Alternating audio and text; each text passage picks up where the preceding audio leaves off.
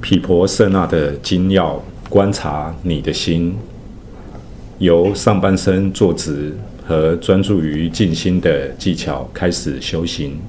你可以坐在地板或坐在椅子上。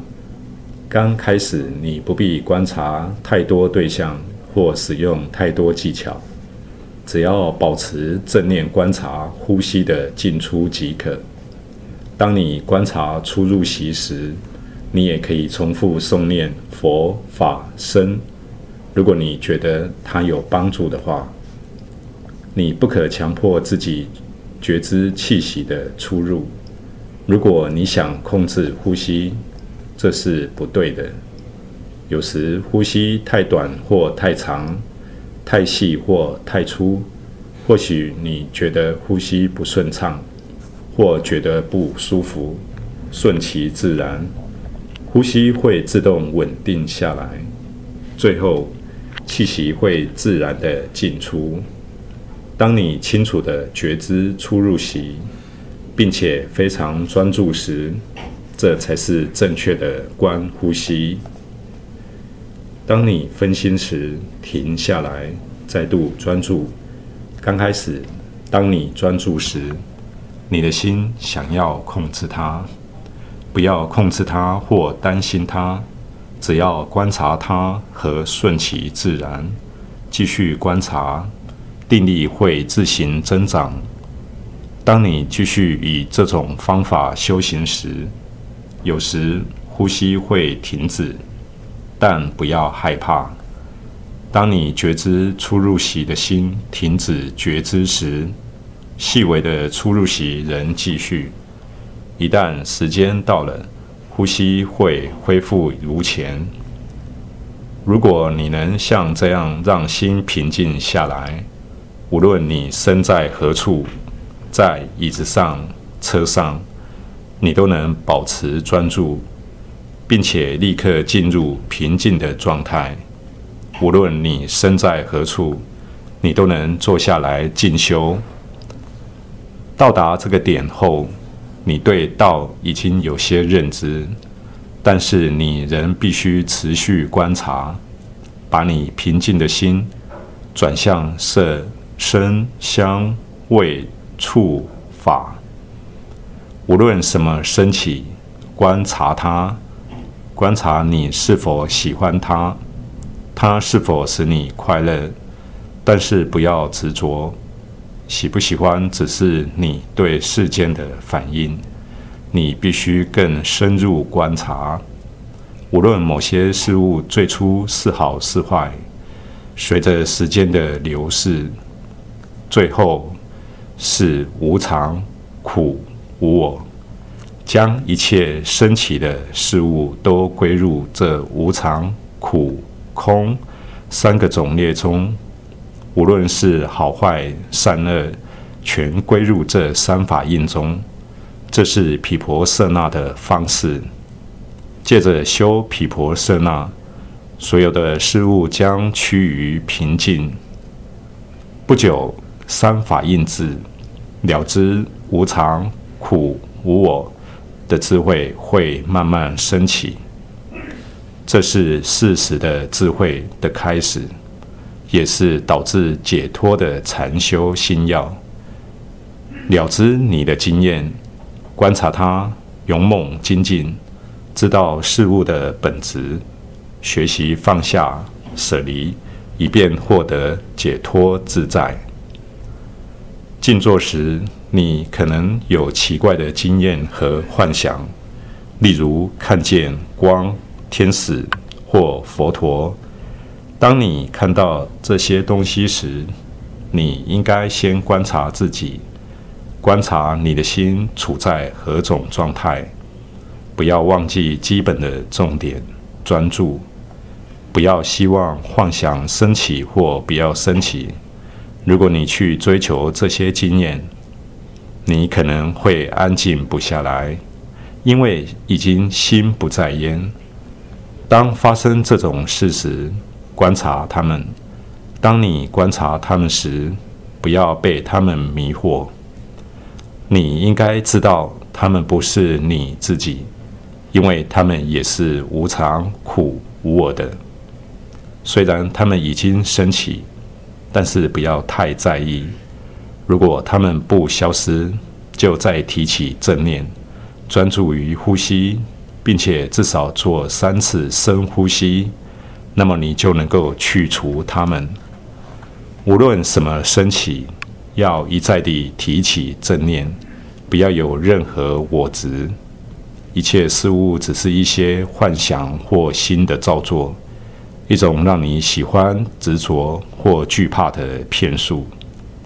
当你发现这个现象时，不要被卷入。对智者而言，所有不寻常的经验和幻想是有其价值的，但没有智慧的人而言是有害的。继续修行，直到你不受他们影响。如果你能了解你的心，就没有问题了。如果心想要高兴，你要知道高兴是无常的。不要害怕修行中的幻想或其他经验，只要学习如何对治它们。如此一来，就可以用烦恼来训练心。你也会逐渐知道心的本质，心变得清净不执着。当我发现心看起来就像一个单一的点，像宇宙的中心，而心理状态就像来到这个点上短期或长期停留的访客，好好观察这些访客，并熟悉他们画的生动图片，他们所描述的诱人故事，去诱惑你跟着他们。不要放弃你觉知的老家，它是四周唯一的房子。如果你继续安住在里面，并迎接每个念头的访客，保持敏锐的觉知，你就能把你的心转变成觉知者。一个觉知的人，那些访客最后将不再来访。如果你仔细观察他们，这些访客能来访多少次呢？就在当下与访客对话，你会发现，你会了解每一位念头的访客，那么你的心最后将趋于平静。行禅，禅修者每天要行禅，也就是专注和缓慢地行走，也称之为经行。开始经行时，把手放在前面紧握，收摄身心，让心专注，以正常的步伐从这端走到另一端。行禅时要保持正念，专注于经行，走到尽头停下来，然后转身再往回走。如果心跑掉了，就静静地站着，然后再把心收回来。如果心又跑掉了，就把注意力放在呼吸上，要一再地把心收回来。如此培养正念是很有效果的。当身体疲倦时，就改变姿势，但不是你一冲动就改变姿势。首先要知道你为什么想改变姿势，是身体疲倦、心神不定，还是懈怠？观察身体的疼痛，学习仔细观察。精进修行是心的问题，而非身体的问题。这只能持续不断地觉知心念的生灭。当好恶升起时，不会去跟着他们。如果我们没有正念，没有保持觉知，即使彻夜打坐或行禅，也不是真正的正精进。当你从预先决定点走到另一端时，将视野固定在你前面大约2码的地方，并专注于身体的感受，或重复诵念佛陀的名号。对于心中升起的念头，不要害怕，去质问他们，认识他们。不要执着于任何念头和感受，观察整个生灭过程，了解身心的本质，会产生智慧。当念头升起时，我们应该同时觉知到它的升起，就应该像一指灯泡和它的光同时作用一样。如果你没觉知，烦恼障碍将升起，只有定才能断除它们。就好像当有小偷时，我们会小心谨慎来保护财物一样。因此，这烦恼与障碍正提醒我们应该保持正念、觉知和专注。是谁病了？1979年，阿姜查访问美国麻省的禅修中心，他在那里教导了10天，每天下午，他都会到周围散步，看着禅修学员缓慢地在草坪上进行。阿姜查说，禅修中心像一间为世人治疗心病的精神病院。整个下午，当他经过禅修学员身旁时，他会对他们说道：“早日康复，祝你们早日康复。”因为每个人的根性不同，所以我们必须挑适合自己的修行方法。身念处禅修法特别适合贪欲重的人或森林僧侣。身念处禅修法是去观察身体，观察它的每一个部位，它的构成要素，从头、头发、指甲、牙齿、皮肤等，观察每个部位，把它们和身体的其他部位分开。如果把皮剥开来，看看里面的东西，你会想要它吗？观察身体的真实样貌，能去除3种错误的偏见：一、身见或我见。我们会发现，身体既不是我，也不是我的。在这个世界上，没有什么是我的或我们的。第二，疑惑。如果能知道事物的本质，心便不再有疑惑了。3、不正确的知识或心态，例如认为必须依循某种特定的外在戒律、宗教仪式或苦行，才能得到解脱一样。当我们还有疑问时，我们会想，或许这个方法不好。一旦我们清楚地观察身体的本质时，身体与所有的事物一样，是无常、苦、无我的。这种疑惑会被慢慢地理清。当观察身体时，不需要观察所有的32个部位。如果你专注于其中一项，而且能如常的、如实的观察它的本质，你会发现你的和别人的身体同样是无常、苦、无我、不净的。如果有32块冰块，你只要摸到其中一块，你就会知道所有的冰块都是一样的温度。当我们在修不净观时，我们也在观死。事实上，当我们增长一法时，我们也增长了所有法。如果我们了解死亡的真相，我们会对世上所有的生命非常的敏感。我们会避免做坏事，并想要有智慧的过生活，而且会觉得与芸芸众生同体共生。修定，在修行中，我们认为，当我们想要安静时，噪音、汽车、声音、外境都是让我们分心的事物。然而，到底是谁在干扰谁呢？事实上，我们才是去干扰他们的人。汽车、声音只是顺其本性罢了。我们错误地认为他们是有意志的，并且执着于想要安静和不想要受到干扰的想法。学习去观察，不是世界干扰我们，而是我们去干扰世界，把世界外在都视为一面镜子。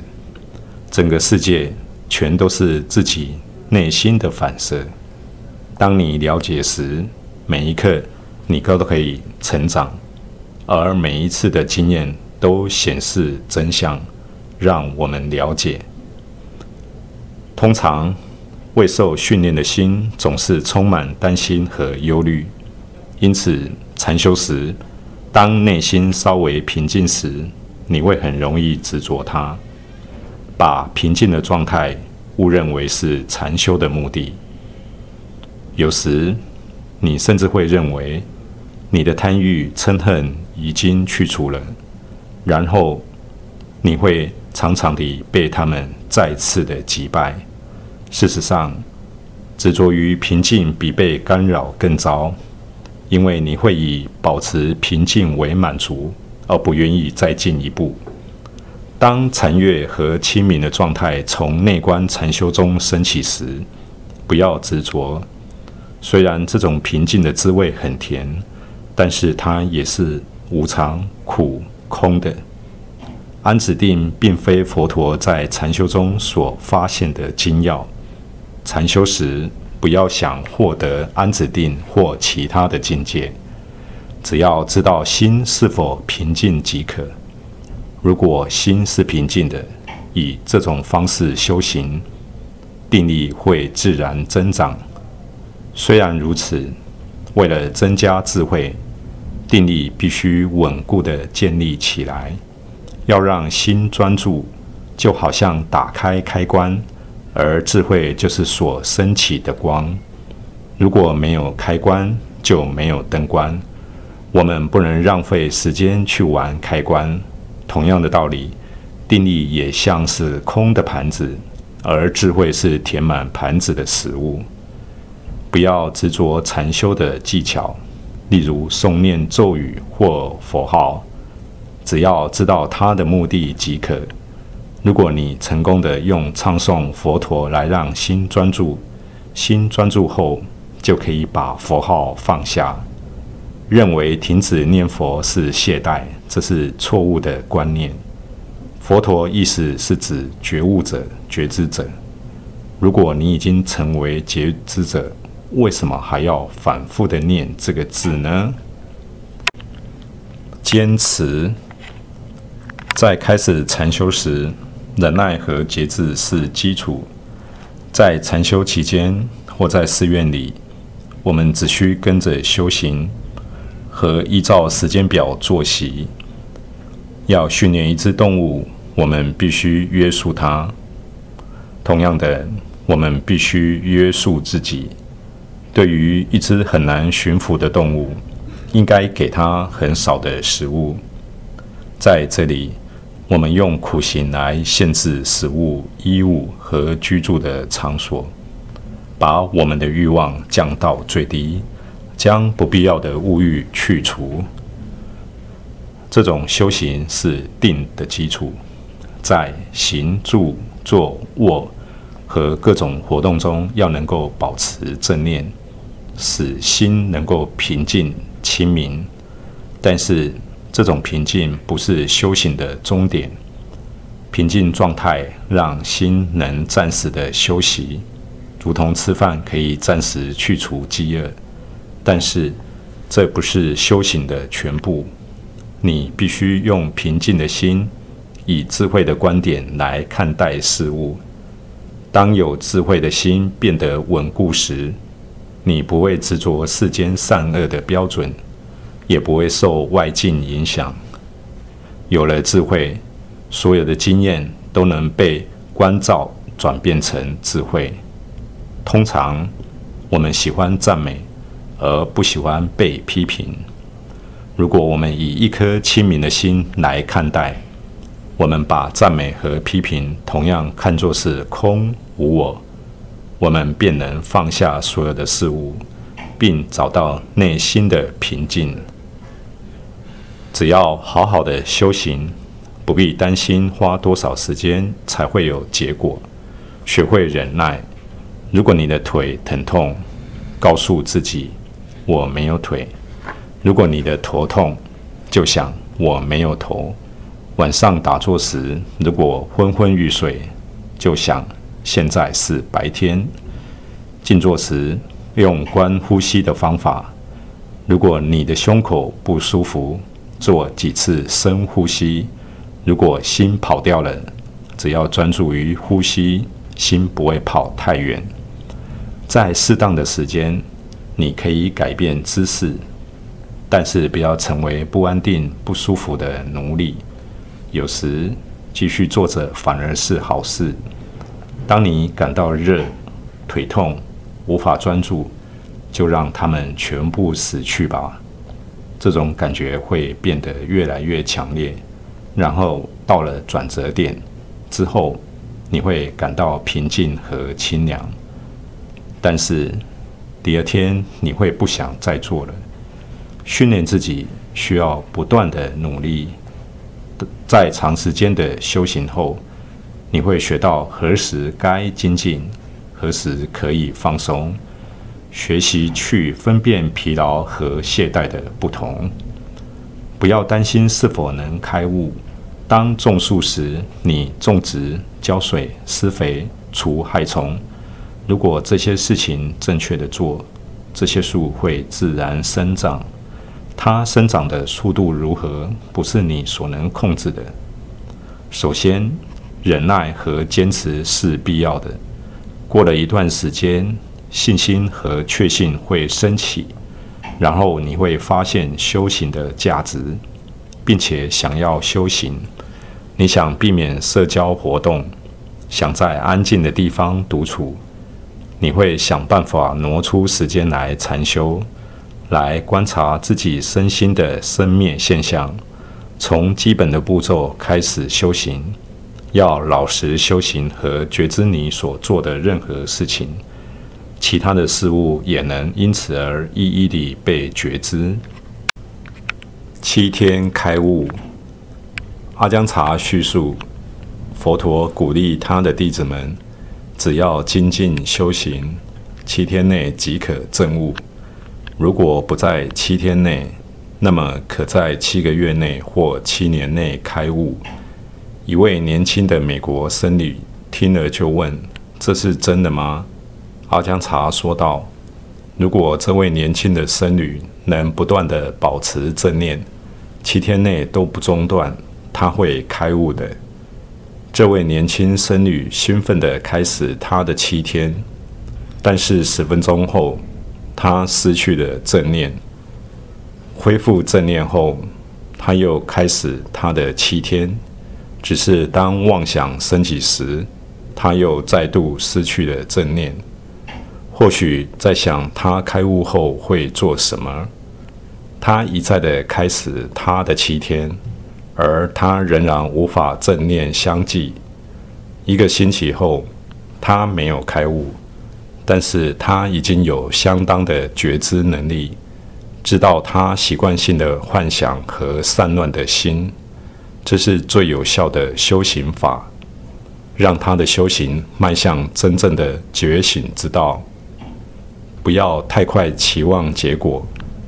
一个有信心和自信的人会坚忍下去，就如想要出售货物的人会不断地沿街叫卖，直到货品出售出去为止。学习唱诵。阿姜查的训练主要是帮助弟子们，让他们无论做任何事都能保持平衡的心，并且不执着。有一位曾是精神科医生的僧侣必须学习这门课。这位僧侣要求在3个月的雨安居期间能住在八蓬寺，以便有师父能教他禅修。几天后，阿姜查对集合的僧众宣布，从清晨3点半到4点40，下午5点到6点是诵经时间，这是雨安居功课的一部分。这时，这位新出家的西方僧侣举起手来，并开始高声辩论。他已经开始禅修，不想浪费时间唱诵。这种西方风格的辩论，在大众面前与老师争辩，让大多数的僧侣震惊。阿姜查很平静地解释，真正的禅修必须在任何活动中保持觉知，而非追求在森林的茅棚里的安静。他坚持地说，如果这位精神科医生希望在整个与安居期间住在八棚寺，他必须准时参加每一堂的课诵。这位精神科医师留下来了，而且学会庄严的唱诵，唱得好极了。忘记时间，我们往往把禅修弄得很复杂。例如，当我们坐下来时，我们可能决定，这次我真的要做到。这不是正确的态度，这不会有任何成就的。刚开始这种直取是很自然的，有时在晚上，当开始打坐时，我们会想，今晚至少我会做到凌晨1点，不然我不会起来。但是不久，我们的心开始作乱，直到觉得快要死了。这样做到半夜有什么用呢？当你正确的打坐时，不要衡量时间的长短，或强迫自己要做多久。禅修没有最终目的，没有目标可得。无论你做到下午7点、8点还是9点，都不重要。只管打坐，要心无挂碍，不要强迫自己，不要命令你的心一定要如何，因为这种命令会让你的心有所挂碍，不得解脱。让心自由自在，让呼吸更均匀正常，不长不短也不特别，让你的身体处在舒适状态，稳定而持续的修行。你的内心会问你，我们要做多久？我们要禅修多久？只要对他说，不要打扰我，让心平静下来，因为来干扰你的只是烦恼罢了。只要说，我迟早会停止禅修。如果我想要做整个晚上，我伤害到谁呢？你为什么来干扰我？斩断欲望，继续用你自己的方式打坐，让你的心放轻松，你会变得平静，不再执着。有些人坐在一柱点燃的香前面，发誓做到这支香烧完，然后他们会一直偷看这支香已经烧了多少，不断的在注意时间。他们问烧完了没有，或者他们发愿要有所突破。之后，当他们只做了1个小时就停止时，他们会感到十分罪恶。这些人被欲望所控制。不要注意时间，让你的修行保持稳定的速度，让它逐渐进步。你无需发誓，只要不断训练自己，只管修行，让心自行平静下来。最后，你会发现，你可以很轻松地做很久，也可以正确的修行。至于绞痛，你会发现，只要保持观察疼痛的地方，它会自行消失。如果你以这种方式修行，你会有所改变。当你就寝时，你会让心平静下来，然后入睡。以前，你可能会打鼾、说梦话、磨牙或辗转反侧。一旦你的心受过训练，这些现象全部会消失。你会睡得很沉，醒来后你会神清气爽，而不会想睡。身体需要休息，而心是昼夜都觉醒着。这就是佛觉者。觉者不睡觉也不会昏沉。如果在修行时，你让你的心如此坚定，你可以2、3天不睡觉。当你想睡时，你会入定5到10分钟，就恢复精神了。好像你已经睡了一整夜一样。在这个阶段，你无需挂虑身体，因为有慈悲和智慧，所以你仍然会照顾好身体的需要。修行上的一些提示：当你修行时，可能产生各种各样的影像和幻想。你看到一个有吸引力的影像，听到让你的心动摇的声音，这种影像也必须观察。无论什么升起，只要观察。